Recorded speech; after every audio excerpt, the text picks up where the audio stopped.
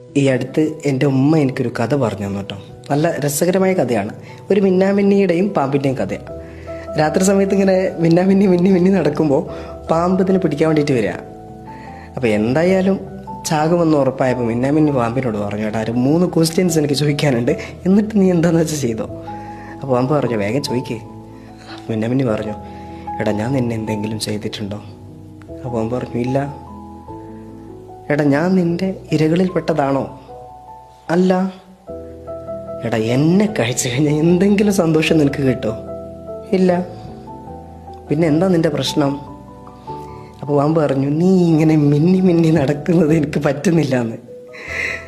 ഒരു റീസൺ അപ്പോൾ അത് ഒരിക്കലുമല്ല. നിങ്ങളൊന്നും ചെയ്തിട്ടില്ലെങ്കിലും നിങ്ങളെ പിടിച്ച് കഴിക്കാൻ ഈ ഭൂമിയിൽ പഠിച്ച കുറച്ച് ആൾക്കാർ ഉണ്ടാക്കി വെച്ചിട്ടുണ്ട്.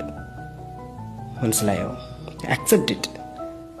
ഒരു കുറ്റവും നിങ്ങൾ ചെയ്തിട്ടില്ലെങ്കിലും പറയാൻ ആൾക്കാരുണ്ടാകും.